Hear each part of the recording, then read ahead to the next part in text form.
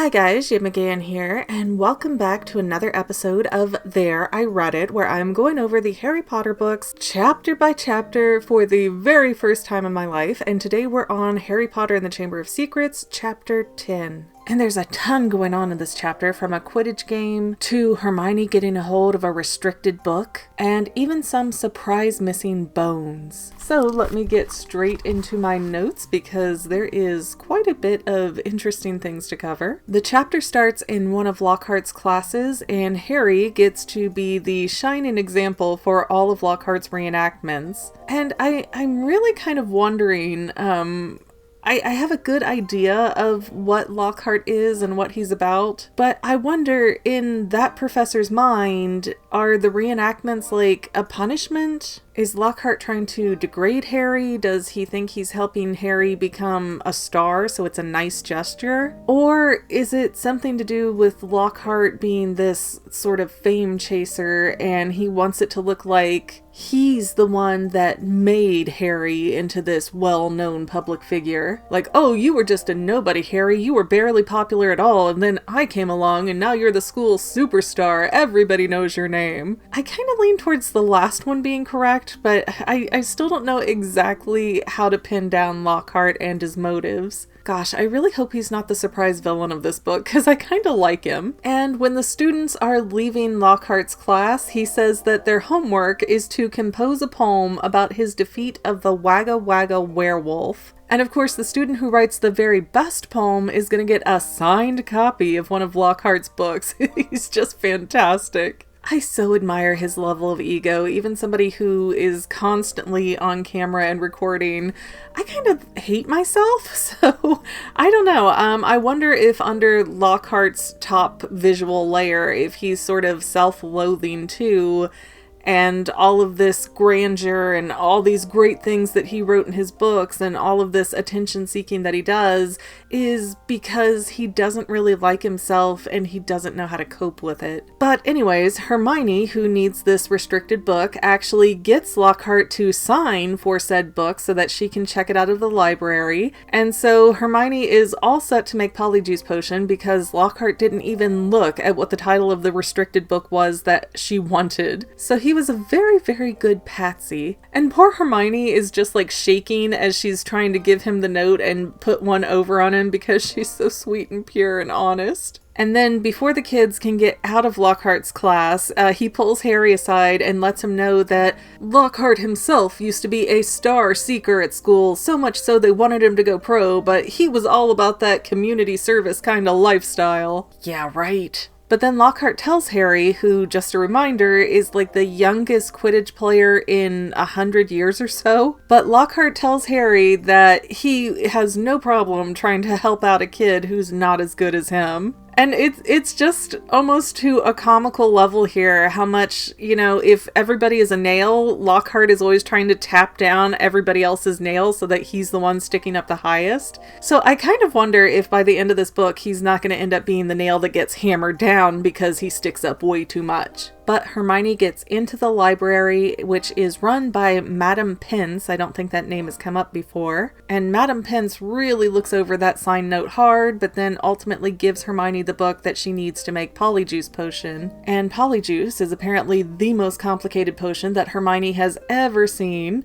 It requires lacewing flies, leeches, fluxweed, knotgrass, powdered bicorn horn, which I don't even know what a bicorn is, and the shredded up skin of a boom slang. Oh, plus something personal from the person that they want to turn into. So Ron keeps saying, I'm not going to drink so-and-so's toenail clippings, but I assume you could use a hair or skin flakes, not that any of that is not completely gross still. But as Rumpelstiltskin would tell us, magic always comes at a price, dearie. Ultimately, though, Hermione's not sure if they can get the ingredients, but if they can, it's going to take at least a month to make said potion. But then, cue the trumpets, it's time for another Quidditch match with Gryffindor versus Slytherin. And for some strange reason, the bludger ball is just fixated on Harry. They make it very clear in the book that the bludger is not supposed to act like that it's supposed to go after any random students because its goal is to knock off as many as it can. And hopefully in the context, knock off means knock off of their broomsticks and not kill, but I don't know, this thing's pretty violent. And George and Fred Weasley are trying their hardest, but this bludger just will not quit, won't stop coming after Harry. They finally call a timeout, and Harry says, no, don't say anything to Madam Hooch, because then she'll make us forfeit the game while they investigate the bludger. Just keep Fred and George off of me, and I'm gonna make it work. I'll keep dodging the bludger, I'll make it happen, and we'll win this game, it'll be great. And George and Fred, who are very, ooh-rah Quidditch stuff, they're actually angry that the team captain Wood goes along with this. So as crazy and irresponsible as George and Fred usually seem, I mean, they actually do really care about people. And you can kind of see here that they have a bit of their father in them because they really want to have this inquiry over the ball happen. But Harry doesn't want another loss on his shoulders. It seems like every time he gets out there versus Slytherin, something awful is going on with Harry. He just can't keep it together. And as very easily predicted, the bludger does end up hitting Harry. It breaks his arm. He is barely able to stay on his broomstick. But while Draco Malfoy is sort of pointing and laughing, he doesn't notice that the golden snitch is right above his head. So Harry, with his broken arm, dives for it, scares the crap out of Malfoy, gets the golden snitch, wins the game. And while poor Harry is laying on the ground writhing in agony, Lockhart appears and he's like, I know a charm to fix your arm. Hold on, let me do this. And Harry's like, no, please don't. But Lockhart insists and ends up erasing, deleting, removing, whatever word you want to use there, 33 bones out of Harry's arm. Oh my goodness, my bone-itis is flaring up here. I could just die reading that. That's so gross, I could puke. And when Harry gets to Madame Pomfrey, the nurse, she is furious. She said a broken bone she could have healed in a second, but regrowing bones is a really nasty, painful business, and Harry has to take this really nasty, burny formula called Skelligrow. But he manages to fall asleep until, at some point in the night, he wakes up to Dobby sponging his forehead, and Dobby is just so woeful, he's so broken that Harry's hurt, and he's just like, oh, why couldn't you listen to me and just not come to Hogwarts? And so Dobby does end up confirming, kind of accidentally, that he did close platform 9 3/4 on Harry,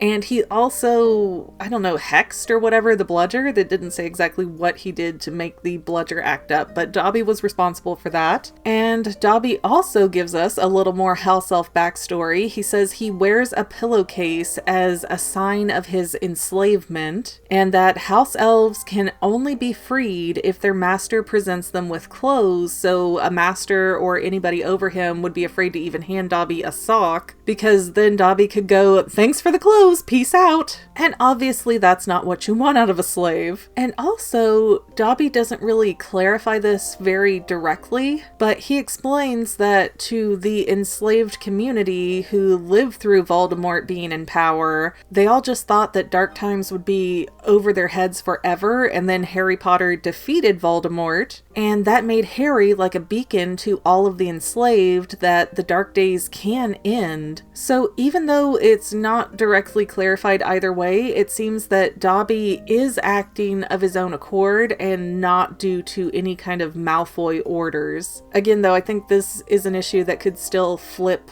either way, and it's not very well addressed. For all the exposition that Dobby throws at us, he doesn't quite answer enough of the question that I would like to hear. But I guess Rowling would probably chalk most of this up to, hey, house elves are just really powerful, deal with it. It just kind of reminds me of the first episode of Legend of Korra. I'm the Avatar and you gotta deal with it. Rowling's over there like, I'm the author and you gotta deal with it. Dobby also confirms, though, that the Chamber of Secrets is real. And then Harry describes like a loud snapping or popping noise, and Dobby just vanishes before anybody else can come in the room. So I guess he can teleport? But the people coming into that room of the hospital wing are McGonagall and Dumbledore because they have a petrified student. And the student was found in the stairway with grapes holding up his camera, and he's just like frozen like that. And it turns out to be that sweet little first year Colin Creevey. And when they try to open up his camera to see if he got a picture of what attacked him, all they could smell was this like melting plastic. The inside of the camera was ruined. So we have a proper mystery going on. I have to say, I feel like maybe it's because I've seen the first movie so many times that the book didn't strike me as much. Or maybe it's because the second book adds a lot more detail than the movie was able to. But I really do feel like this book is much better written on the mystery end of things. I mean, the first book we're just like, oh yeah, I bet Snape is the one who's doing all these bad things. I mean, they kind of Scooby-Dooed it with the way it was presented. And for anyone who is somehow not familiar with Scooby-Doo, their whole episode format is that we spend 90% of the episode thinking, yeah, it's that dude right there. He's the one up to this. He's the one doing the bad thing. And then at the last second, they demask the monster and it's like, oh, it's the old caretaker that we barely showed in the episode who did this because he was losing his job or, you know, whatever silly thing. And I mean, that's really how the first book read for me. It was all just too obvious and a little bit too juvenile, even though granted, yet again, this is supposed to be a children's book. But this one, even though I've seen the movie, it hasn't been since the movie was new, so I've forgotten a ton of things, and I don't know, it's just like, even though I still remember enough to know where this is going, I can't figure out what's happening based on the current clues that are presented, and I think that's a much better format for this story. It really keeps you intrigued, it really keeps you guessing, and it really makes me look forward to reading more of these books in the series and seeing if this does become more deeper mysteries, deeper issues, deeper problems. And I know it does, but it's just kind of crazy to me after reading the first book. I mean, I would have been fine without ever reading any more of the books. Like, I didn't really care for it. I thought Rowling had some weird things in there that didn't make sense to me as an adult, like the Dursleys are just evil for the sake of evil, which, I mean, we have no context or backstory for their situation, or that wizards are jerks just because they can't use logic. Sorry, but you should know at a certain point that what you're doing isn't right. Doesn't have to be a wizard exclusive thing to have a skosh of common sense. And even characters like Filch, he was just kind of flat, and he was there to serve a purpose of, ooh, this caretaker guy is kind of scary and creepy, but now we're getting that extra layer, like we're peeling into the onion and finding that there's so much more than we thought. And I do like that, and I do appreciate that, and I'm excited to finish this book and kind of get through 3. I've had a lot of people tell me that the 4th book is actually the longest, most trudgy, difficult book to read, but I hated the 3rd movie so much. So I'm hoping that the book will pique my interest better and keep my spirits up and explain things that I thought were really dumb in the movie. But I don't want to get too far ahead of myself because of course I've still got to get through that book before people start dropping me little hints and spoilers of things. Anyways, thank you guys for listening to me ramble on about yet another chapter. Make sure you subscribe and tune in next week as I cover the next chapter, chapter 11. And we will see you next time, my dear, dear, dear family members. Well, family members, we're almost done, but I want to invite you to hang out with me in some other places. I'm on Twitter and Instagram as my own personal self, and I have a Facebook page too, but I mostly just post photos over there. And sometimes people say, hey McGann, I want to mail you something. How do I do that? Easy. Just click the About tab on my channel page, and my most current P.O. Box info will be right there. I also run another channel, The Family. It's really a hodgepodge channel where we might post anything. Oh yeah, and I also sell shirts and stickers and stuff with the Fanily and the Fangirl logos. If that is your cup of tea, I have a link in every description of every video. Finally, if you want to help out the Fangirl channel and make sure I'm putting out video essays for years to come, the best way you can help is by subscribing and watching more of my videos, whether they're new, old, whatever. Maybe even share 1 or 2 on social media, help spread the word. People who watch to the end of videos, like you, helps to tell the site, hey, this this is a good video. We should recommend it to other people. So if you made it this far, leave me a comment of something like, hey, I made it to the end. Love ya. See you next time, family members. Bye.